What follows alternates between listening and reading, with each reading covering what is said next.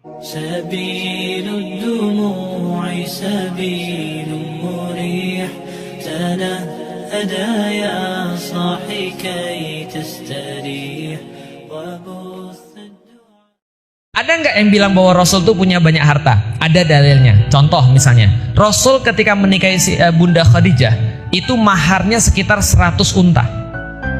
Ya diukur aja. Kalau misalnya satu unta itu misalnya berapa? 100 juta misalnya. Berarti 100 unta udah berapa? 100 juta kali 100. Berarti sudah 10 M. Itu adalah maharnya Rasulullah. Besar atau kecil? Kalau dulu ibu-ibu nikah, maharnya berapa? Seperangkat alat dibayar. Oke, berarti lebih besar Rasulullah ya.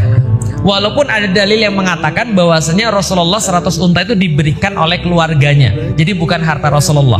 Tapi Rasulullah memang sudah dagang dari dulu. Rasulullah orang yang lumayan hartanya. Dan contoh lagi misalnya, ketika Rasulullah Shallallahu Alaihi Wasallam perang Badar, itu beliau mendapatkan ghanimah, rampasan perang itu sekitar seluruhnya sekitar 50.000 dirham. 50.000 dinar, bukan dirham. 50.000 berapa? Dinar. Satu dinar berapa?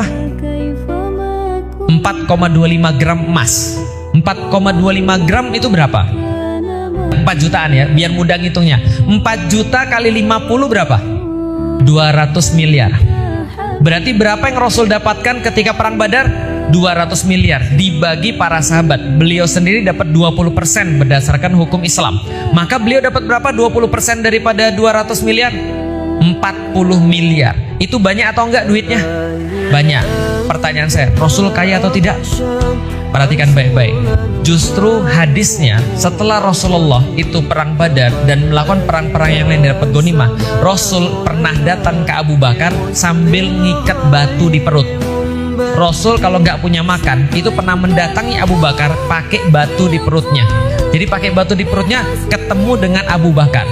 Ternyata Abu Bakar juga pakai batu. Rasul lihat, wah pakai batu. Abu Bakar lihat, wah batunya lebih banyak. Karena Rasul lebih lapar, gitu kan ya. Pergilah ke tempat Umar. Ternyata Umar juga pakai batu juga. Maka mereka pergi ke tempat sahabat yang lain. Lalu kemudian sahabat yang lain Abu Ubaidah, namanya Abu Ubaidah kalau saya nggak salah. Abu Ubaidah tuh kemudian mengantarkan Rasulullah itu pergi ke pohon kurmanya, metikin pohon kurmanya, memeraskan kemudian susu dari kambingnya, lalu kemudian menghidangkan pada Rasulullah. Artinya adalah apa? Rasul pernah nggak makan sampai batu dikasih dalam perutnya. Sekarang saya nanya, Rasulullah tadi dapat dari perang Badar berapa? 40 miliar. Sekarang saya tanya, rumah Rasul seberapa luas? Berapa luas rumah Rasul? Ada 5.000 meter? Ada 1.000 meter? Kalau yang pernah pergi ke Madinah, rumah Rasul itu adalah cuma satu petak.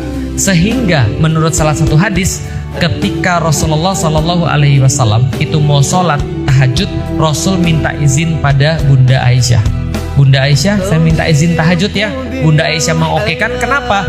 Begitu Rasul sudah minta izin, nanti kalau pas sujud Rasul akan geser kakinya Bunda Aisyah.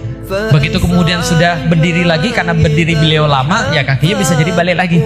Karena berdiri beliau kan lama. Begitu sujud lagi, beliau pindahin lagi kakinya. Pertanyaannya, apakah itu adalah pertanda bahwa Rasulullah memiliki rumah yang mewah? Tidak. Pertanyaannya, boleh nggak kaum muslimin memilih rumah yang luas? Boleh. Yang nggak boleh Anda mengatakan bahwasanya rumah yang luas itu adalah contoh dari Rasulullah. Nggak ada. Bermewah-mewahan adalah contoh dari Rasulullah. Nggak ada. Bisa difahami?